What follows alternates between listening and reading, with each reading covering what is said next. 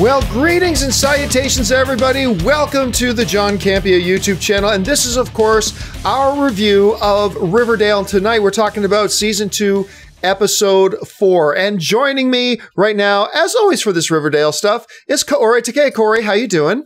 Hi, everyone. I'm good. We just got off Episode 4, so I'm excited to be talking about it. Okay, now, we should probably just kind of highlight for a moment because we had a technical problem last week. We weren't able to kind of redo or talk about it. So let's just take a moment here just quickly because everybody's, now it's the old episode, but basically, of course, the last week we had the, what does he call himself? The Black Hood. The Black Hood revealed himself, sent in that letter. Just your general impressions of that episode. The previous episode, man, I almost don't really recall it as because the new one is so much more fresh in my head. I felt that it's been generally just getting a little cheesier and cheesier, but I'm still watching.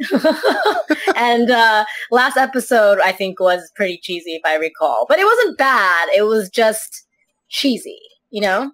Yes, it's funny you use that word cheesy. I actually found it a little bit less cheesy than episode 2 of the season. Because you remember, I thought episode 2 was getting kind of cheesy. I loved the notion, actually, of the way that the Hood mailed in that note. He revealed himself. And the fact that he sent in the sunglasses and the wallet all at the same time. So everybody knew, no, it's me. And then they got into, of course, teenagers are impulsive, and so Archie decides to do this whole red circle thing. Yeah. He's getting manipulated by Veronica's dad, who's trying to sow chaos into the whole thing. And yeah, I gotta say, for the most part, I thought it was all right. Now, moving on to tonight's episode, I actually thought tonight's episode was pretty solid. They've been going a little bit thinner on the cheese, I thought.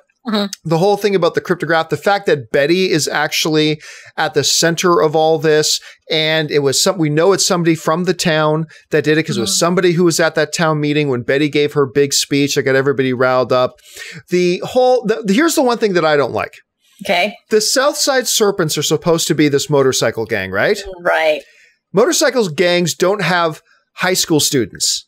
And so I don't know if that's supposed to be the Southside Serpents Junior Club or whatever, but the fact that they have all these high school kids that are also Southside Serpents, that to me is a little irksome. That kind of bothers me. Well, to be fair, I can't imagine a Red Circle Club getting away with it in high school either, you know?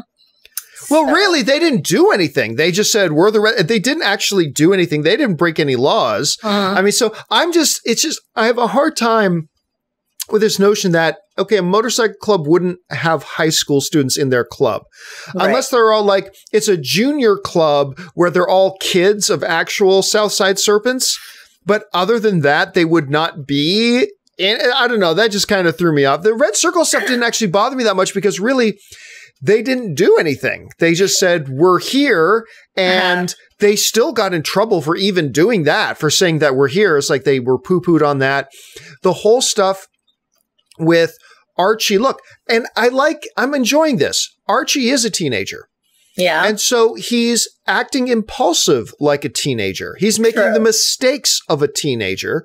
And, you know, the impulsiveness of going to the South Side, spray painting things on. Okay, you know what? That is something stupid that a teenager his age would do. And then that whole wrestling by the end of the episode that Veronica convinces him to throw the gun away and all that kind of stuff. It's like, you know what? I actually kind of bought into it. But I don't know. What were your thoughts on all that?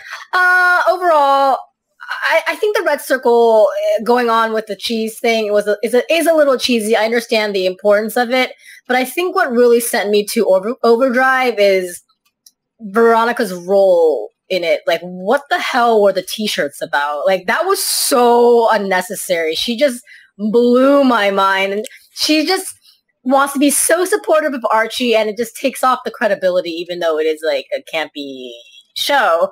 But I am digging the side things that are important, like Betty and Jughead's relationship is kind of in jeopardy right now because we've got this serpent chick that's all about Jughead. And then we've also got, Kevin Keller, who's, kind of playing hooky and trying to be good, but I don't think that's going to end to, I mean, I don't think it's really ended, even though he says it is. There's a lot of side things, and I really am digging Mark Consuelos or Mr. Lodge. I think he's a really good, like, manipulative villain, and I want to see more of him. So I think that's really cool.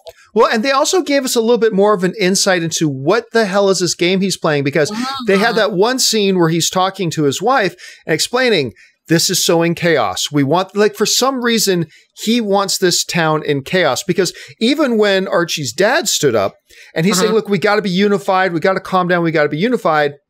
You know, Veronica's parents turn to each other. It's like, oh yeah, he's a problem. So clearly they want the town to be in chaos. What is the overall grand plan of this guy? I'm not sure yet. They haven't really quite revealed that, but clearly it has something to do with destabilizing the town as much as possible, which leads me to think that, you know, if he's trying to be a destabilizing factor, maybe he's actually behind the drugs. Maybe he's behind, what are they calling it? Not Jimmy Jack, Happy Time, Face Plant. I don't know I can't even remember what they call the drug. The drug of choice that's being passed around that Reggie is. I like the list of drug names you had right there. Jimmy Jack, Super Spy, whatever it's called. I cannot remember the name of the drug. But maybe he's even behind that as a further attempt to destabilize the town. Why he's trying to destabilize the town, I don't know. But you brought up the Southside Serpent chick. Yeah.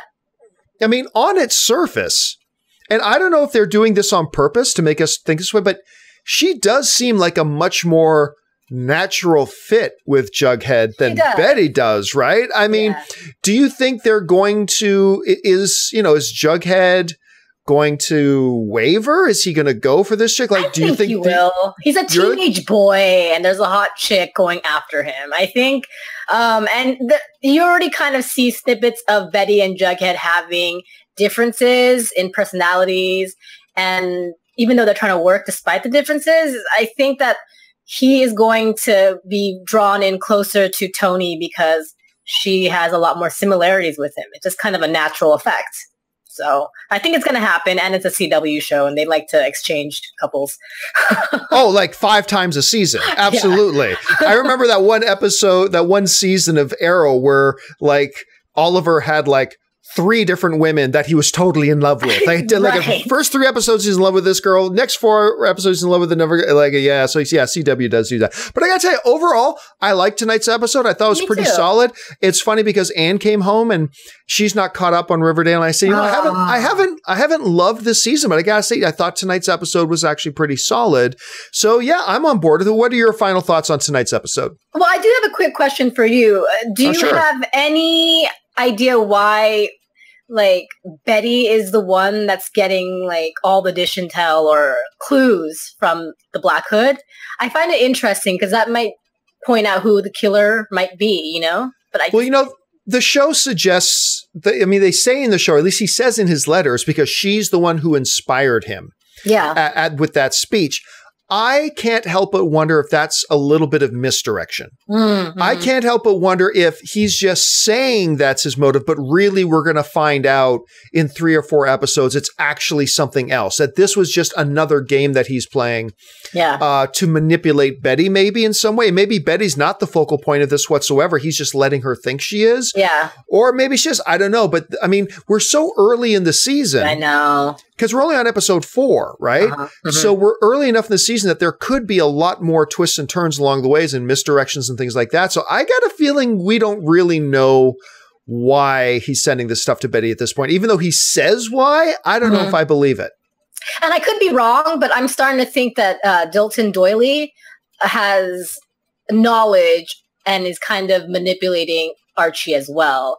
And it's just so odd to see Dilton be like, because in the comics, he's really geeky and innocent. And now in this one, he knows where the drugs are. He knows where the guns are. It's so strange. So, well, they always, right from the beginning of season 1, they portrayed him as being a weirdo, right? Right. Now, in the comics, we never saw Archie sneaking around at night with a gun and pointing guns in people's faces, right? Like, I don't recall that Archie comic. I don't recall that one ever happening. So I guess we'll just have to see. All right, guys, that will do it for this roundup of this week's episode of Riverdale. Of course, Kaori and I will be back again next week. Yay. What did you think of tonight's episode of Riverdale? Jump down in the comments and let us know. I want to thank, of course, Kaori Takei. Kaori, where can people find you online? You can find me everywhere at KAORIOUS on all social media platforms as well as YouTube. And of course, you guys can follow me simply on Facebook and on Twitter and Instagram, wherever else, simply at John Campea. So that'll do it for Kaori AI, guys. Thanks a lot for joining us. And until next time, bye-bye.